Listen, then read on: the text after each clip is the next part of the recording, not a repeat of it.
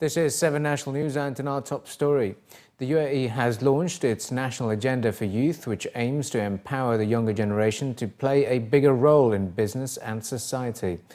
The UAE Vice President, Prime Minister and ruler of Dubai, His Highness Sheikh Mohammed bin Rashid Al Maktoum, has launched the program, saying that youth are the strength of any nation and its hope for a better future. According to a report released by Emirates news agency WAM, the National Agenda for Youth will create a national framework and a vision for serving the development needs of the youth, making them global role models. Commenting on the agenda, His Highness Sheikh Mohammed stated that the country is always keen to support its youth and is committed to empower younger generations and create new opportunities for them to play a role in developing the country, as well as providing them with opportunities to sharpen their skills and unleash their leadership potential. As part of the agenda, a dedicated youth council will be set up in every ministry and aims to create a national centre on youth with the aim of collecting youth-related data that will support the decision-making process. A virtual interactive platform that links youth with UAE government will also be set up, as well as a number of specialised youth centres across the UAE, such as the Youth Creativity Centre, Youth Media Centre and Youth Cultural Centre. As Dubai aims to attract more than 500,000 medical tourists by 2020, the Dubai Health Authority has hosted the second Dubai Health Regulation and Medical Tourism Conference, looking at ways to make Dubai a global hub for medical tourism. His Excellency Humaid Al-Qattami, the Director General of Dubai Health Authority, stated that Dubai's healthcare sector is continuing to witness large-scale developments, and with a special focus on sustainability, good governance, service quality and excellence. Dubai is on its way to become a preferred destination for medical investment and tourism. The Director General highlighted that the conference is aimed at encouraging best practices among medical regulatory authorities in the region, while also creating an effective regulatory system that can address the challenges of the rapidly changing medical practice environment. As Dubai expects a 13% growth in medical tourism for the next 5 years, DHA officials stressed that the launch of Dubai Health Experience, comprising 32 health facilities and offering comprehensive medical packages, along with a strict regulatory system, will help in driving the growth of medical tourism in the Emirate. During the conference, DHA also honoured many of their strategic partners and supporters for their contribution in medical tourism. The medical tourism will be well supported by different aspects. First of all, the regulations, in which we always look forward to update our regulations. And recently, in August 2016, we had a new law for medical liability, a new law for organ transplant, new law for the communicable diseases.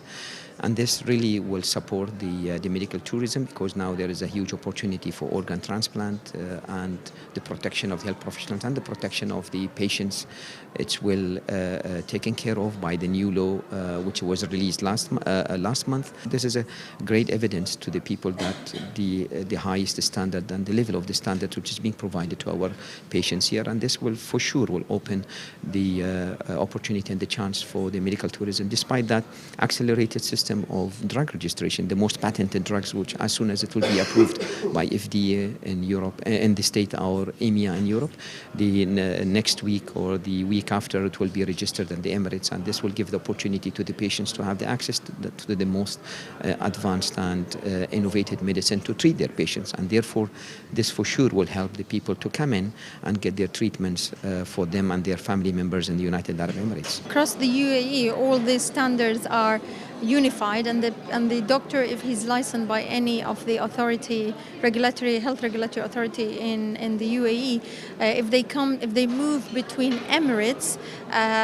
so the standard will be the same. And if they have a license, for example, of Dubai Health Authority, and they want to move to Abu Dhabi Health Authority and work there, the standards are the same. They don't need to do the assessment if they already have the license of Dubai Health Authority, and the process of licensing will be much easier and quicker.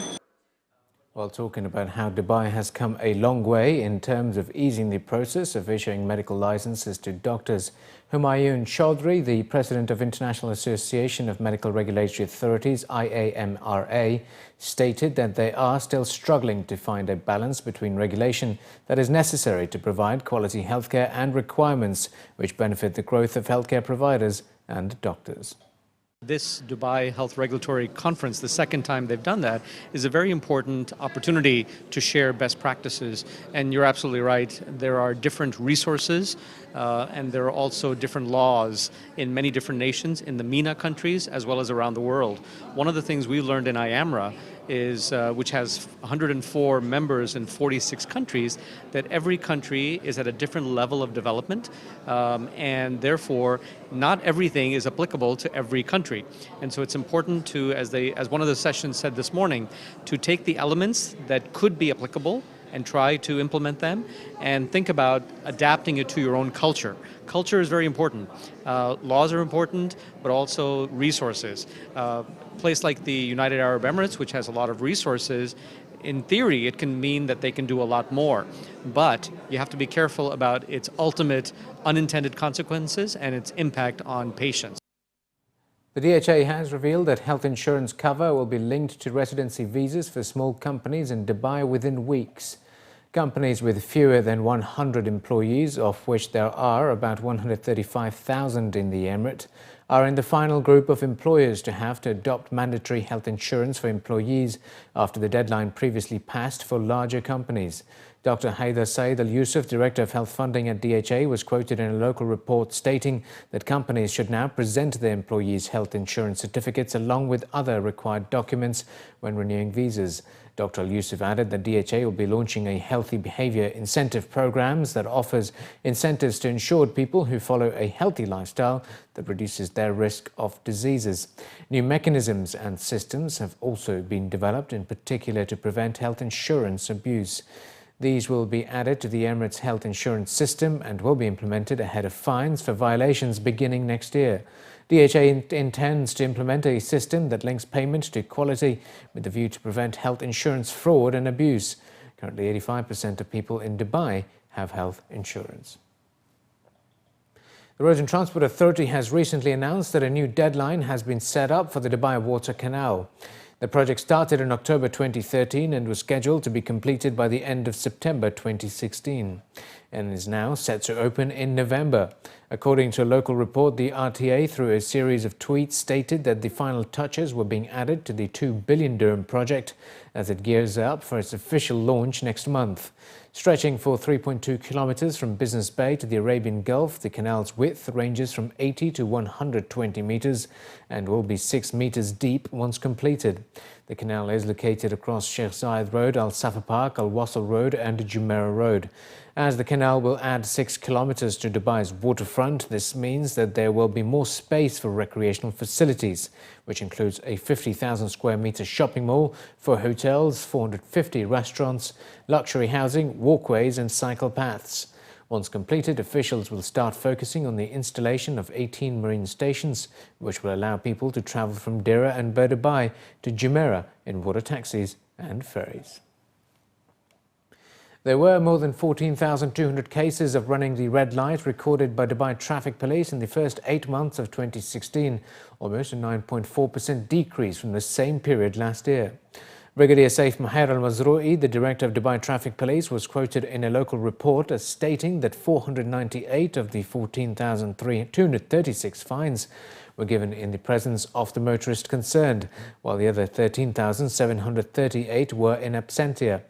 He added that running a red light is one of the most dangerous traffic violations, as statistics show that accidents that happen as a result of running a red light usually have severe results, such as serious injuries or even death. This violation had resulted in 87 accidents in the same period, which resulted in 1 death and 94 injuries. In the same period of 2015, the same violation resulted in 100 accidents, 3 deaths and 145 injuries. In the last 8 months, March saw the highest number of people running the red light, followed by January and August with 1,887. And finally, in the bulletin, as Dubai aims to strengthen reputation as a global innovation centre, Emirates NBD has announced the creation of Future Lab, a key initiative to accelerate the development of next-generation mobile banking services to UAE residents. The new concept branch of Emirates NBD at Emirates Towers in Dubai, according to officials, will offer visitors and residents a glimpse of what a future bank might look like, while also enabling a seamless integration of next-generation digital services with a human touch. while stating that the Future Lab will focus on 3 specific areas, including digital services, self-service and process innovation. Officials highlighted that the lab will also act as a strategic think tank in addition to being a testing centre for innovative ideas, products and services. Customers who visit Emirates NBD's new branch can interact with the 3 futuristic zones, including the Future Banking Zone, which will allow visitors to experience the future of shopping by MasterCard, Visa's connected car of the future, SAP's home purchase app, a voice banking-enabled service using Alexa, and a first-of-its-kind humanoid robot called Pepper, who will also offer robot-assisted banking services. Furthermore, the digital banking zone will have the latest self-service machines, offering customers a quicker, more convenient banking experience, while the advisory zone provides personalized service to customers. This is in fact in coordination with the Dubai Future Foundation. The reason we are actually doing this in Emirates Towers is because the Dubai Future Foundation is also co-located here, and the idea is to create an ecosystem of what Dubai is thinking for the future is. So really we are showing off what the future of banking is going to be. That's the whole idea of this branch. And we have, as you saw, in welcoming customers and visitors, a humanoid robot called Pepper. It's the first time a bank outside Japan has integrated with Pepper. So you can actually go to Pepper and ask for basic information on our products and services. He will also guide you to the right queue, the right counter, and give you queuing tokens. And also ask you how satisfied were you with the service at the end of the visit. So integrated to the Dubai Happiness Meter, it works seamlessly and adds a fun element to customers.